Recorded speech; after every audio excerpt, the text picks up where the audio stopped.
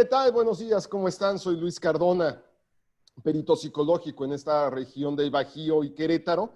Y bueno, continuamos con nuestras charlas con los expertos, que yo pienso y el propósito de estas charlas es poder acercar a ustedes, a las personas que no necesariamente están relacionadas con el ámbito jurídico, sobre la importancia de algunos temas que el día de hoy están en boga. Entonces, para el día de hoy estamos de manteles largos, estamos de plácemes, tenemos a nuestra primera abogada de Querétaro que nos que nos acepta la invitación.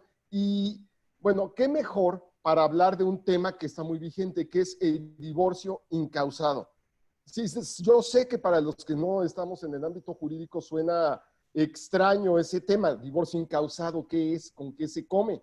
Y para eso, bueno, pues he invitado a la licenciada Laura Angélica Fernández Murillo, que nos va a explicar a fondo qué es, tratando de ponerlo de la manera más sencilla posible para aquellos que no están vinculados con el mundo del derecho. Laura, te voy a pedir que te presentes bajo la misma filosofía. Yo pienso que cuando un externo te presenta, dice cosas que a ti no te interesan y no dice cosas que debería haber dicho. Entonces, para no echarte a perder la presentación, bienvenida, Laura, el micrófono es tuyo. Muchas gracias, Luis. Buenos días a todas las personas que nos pueden estar escuchando o que nos escucharán posteriormente. Mi nombre es Laura Angélica Fernández Murillo, soy abogado postulante, me dedico al derecho familiar desde hace más de 30 años. He trabajado en instituciones como en los tribunales de Querétaro y actualmente me desempeño como titular de mi despacho, que es Fernández y Asociados, aquí en Querétaro. Yo, como les comentó Luis, les voy a platicar acerca del divorcio incausado. Es un tema, pues, muy complejo, muy simple en cuanto al divorcio y muy complejo en cuanto a los accesorios que vienen con este divorcio incausado. Primero, los accesorios son, ¿qué son, Lau? ¿Cómo entendemos este concepto? Son todas las prestaciones y juiciecitos, incidentes que vienen acompañando el divorcio incausado, como son las peticiones de custodia, de convivencias, pensiones alimenticias, pensiones compensatorias, domicilio de depósito, la compensación que piden el cónyuge que se quedó a cargo del hogar, etcétera, etcétera. Pero esto es a rasgos, en grandes rasgos. Primero les voy a decir qué es el divorcio incausado. Claro. Anteriormente, nosotros teníamos, para acceder al divorcio, a disolver el vínculo matrimonial, teníamos que presentarnos ante un juzgado y ofrecer causas, fundamentar nuestro divorcio en una causa. Por eso eran divorcios causales, había causal de divorcio. Y muchas causales, entre ellas la sevicia, los malos tratos, el adulterio. La violencia. La violencia, el abandono del hogar conyugal, muchos. En el Código de Querétaro eran 23 causales. Váyame, enfermedades mentales, tuberculosis. Bueno, es que estamos hablando de códigos pues totalmente obsoletos. Sí, era muy antiguo, supongo yo, ¿no? Sí. En el año 2011 es algo que es un parteaguas en nuestro país, en el derecho, en los derechos humanos de los mexicanos. En el 2011, el presidente Calderón autoriza, junto con los legisladores, obviamente, la modificación de nuestra Constitución. Estamos hablando que nuestra Constitución de 1917 se modifica casi 100 años después. O sea, durante 100 años pasaron 1000 cosas que estaban... Existen dos tipos de constituciones, nuestra Constitución real, que es lo que nosotros vivimos, y nuestra Constitución formal, que es el librito, ¿no? Es escrito. Pero teníamos que adecuar esa Constitución real, lo que estamos viviendo, con nuestra Constitución formal. Y eso fue lo que hicieron. En el año 2011 deciden modificar la Constitución. De hecho, en octubre del 2011, el 6 de octubre del 2011, modifican la Constitución, el artículo primero constitucional, que es lo que ha sido un parteaguas en el derecho y en la vida de los mexicanos, porque se los voy a leer así. Las normas relativas a los derechos humanos se interpretarán de conformidad con esta Constitución y con los tratados internacionales de la materia, favoreciendo en todo tiempo a las personas la protección más amplia. Este parrafito sencillito abrió un cúmulo de oportunidades para proteger los derechos humanos de las personas. Ese es otro tema que podemos platicar en otra ocasión porque es extensísimo. Y aparte es importantísimo, ¿no? Importantísimo. Entonces, dentro de estos tratados internacionales que nuestra Constitución considera, porque nuestra Constitución, el primer párrafo dice, en los Estados Unidos mexicanos todas las personas gozarán de los derechos humanos reconocidos en esta Constitución y en los tratados internacionales. Entonces, México a lo mejor no había reconocido derechos humanos, pero no los había llevado a la práctica de tal manera, ¿no? Que pudiera de verdad proteger a los mexicanos. Cuando se modifica el artículo 1 de la Constitución, entran en vigor en México los tratados internacionales que hemos firmado desde hace muchos años, pero que no se habían puesto en la práctica. Entre todos esos tratados, y muchos, o sea, no solo uno, sino varios tratados, hablan del libre ejercicio de los atributos de la personalidad. Los atributos de la personalidad son, entre otros, porque hay muchos, son varios, solamente los que nos interesan, el nombre, el domicilio, el estado civil. Cuando llego a esta situación, entonces te digo que los mexicanos tenemos derecho de ejercer libremente los atributos de nuestra personalidad. Por lo tanto, nos podemos llamar como queramos, podemos vivir donde queramos y podemos estar casados o no. Podemos elegir libremente nuestro estado civil. De ahí viene el divorcio incausado. Como no hay, como podemos ejercerlo libremente, el hecho de que nos obligaran a probar causales, entonces coartaba nuestro derecho a ejercer libremente los atributos de la personalidad y a decidir nuestro estado civil.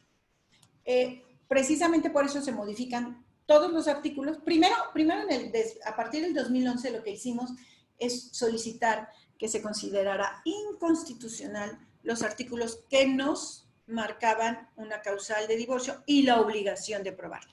Eso fue lo primero que hicimos los abogados. Posterior a esto, cambiaron el artículo, obviamente derogaron ese artículo, pusieron uno nuevo en donde dice que no se probara ninguna causal, que simplemente se solicitará el divorcio. Es decir, déjame ver si comprendo. Antes, cuando una persona se quería divorciar, tenía que avalar o demostrar que existiera una causa que justificara su decisión.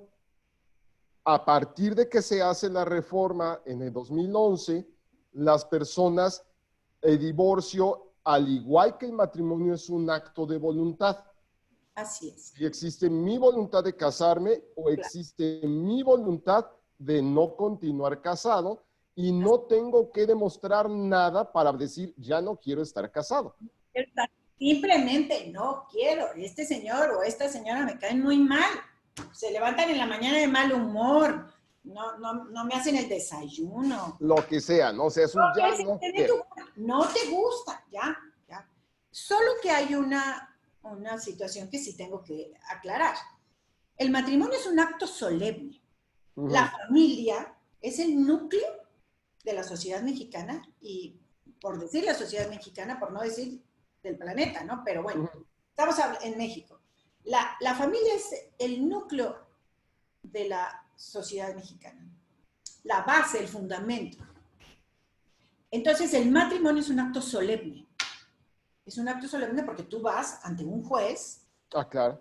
o un oficial del registro civil, se les puede llamar de las dos formas, y ellos, con todos los formalismos del mundo, te casan. Ajá, sí. Contraes matrimonio. Por lo tanto, disolver ese matrimonio no es nomás... ya no quiero, te aviso que ya no quiero. Ya te avisé, como hay en algunos otros países. Me divorcio 3 veces y ya me divorcio. No. No, tienes que ir ante un juez para que un juez también declare la disolución de este vínculo matrimonial. Así como un juez declaró la, la formación de ese matrimonio, pues la disolución de ese matrimonio también lo tiene que hacer un juez. Entonces, tienes que presentar una demanda de divorcio, una solicitud en el Estado de México, y en México se considera como una solicitud. Solamente en Querétaro, tengo entendido que también en Guanajuato, se trata de una demanda en la vía ordinaria. Porque así lo especifica el código y porque no ha habido una modificación a este artículo. Por lo tanto, tenemos que iniciar el divorcio en la vía ordinaria. Cuando nosotros hacemos eso, el juzgado lo que hace es emplazar significa mandar llamar a juicio a la otra parte, la manda a llamar a juicio, contesta o no, y puede contestar si quiero, no quiero, me cae mal, estoy de acuerdo, no quiero divorciarme, da lo mismo. El juez inmediatamente dictará la sentencia de divorcio, disolviendo el vínculo matrimonial. Eso es lo que pasa. Y esto representa para muchísimas personas que a veces no conocen el ámbito jurídico, esto implica realmente una simplificación de procesos importantísima, ¿no? Porque ahora una persona presenta su divorcio, ya no quiero estar casada, y el divorcio se ejecuta. Así ¿no? es. O sea, es prácticamente de facto. Así es. Es el ejercicio de los atributos de la personalidad, la libre voluntad de uno de los cónyuges. Yo no quiero estar casado, pero yo sí, ahí sí se contraponen los derechos, ¿verdad? Porque habrá quien diga, ok, pero mi voluntad es estar casado. Pues sí. Y es cuando los psicólogos decimos, qué bueno, ahora busca a alguien que sí quiera. Ahora busca a alguien que te ayude. No, alguien que te ayude a este círculo perdedor, ajá, que lo resuelva. Y entonces ahí es donde están nuestros queridos psicólogos que nos ayudan a resolver esto.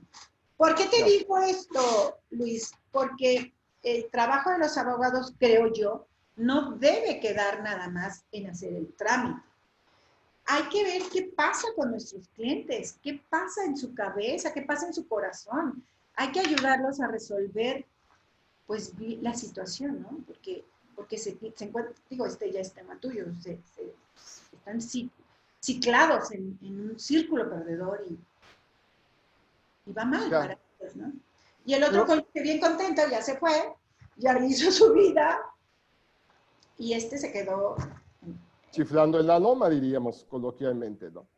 Y este punto yo creo que es muy importante, muy, muy importante, Lau, porque el tema es que hay una cantidad hay una cantidad de personas que inclusive de facto ya no están casadas porque el cónyuge se fue a Estados Unidos y nunca volví a saber de él, porque nos separamos y dijimos, pues ya ahí muere, pero nunca hicimos el trámite de divorcio tal cual, pero estar casado genera obligaciones y genera derechos, ¿no? Así es. En el ámbito legal, sí, te genera obligaciones y derechos, ¿no? Al final, si alguien no se ha divorciado, pues tendrá derecho a una pensión de jubilación, o sea, si el marido llegase a morir, pues le tocaría la pensión por la jubilación. O sea, hay muchas cuestiones en pro y en contra. Pero por otro lado, sostener una situación que no es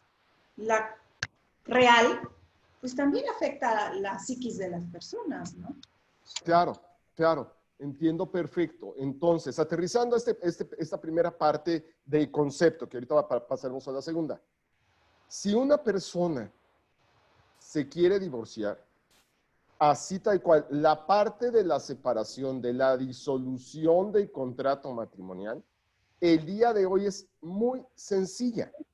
Claro. Lo que genera problemas o lo que puede generar problemas son otro tipo de situaciones de derechos y beneficios, pero el acto de divorcio, el acto de anular el matrimonio, el día de hoy en todos los estados de la federación es sencillo, porque la ley es federal. Sí, no es anular, porque concepto de nulidad de matrimonio tiene que ver con otra cosa. O sea, Ok, es disolver. Formales o de forma. No. Esto es disolver el matrimonio. Nada más que todos los actos que nosotros realizamos como seres humanos, ya sean jurídicos o ya sean de la vida diaria, tienen una consecuencia. Claro. Y sobre esas consecuencias vamos a platicar en la segunda parte de nuestra cápsula.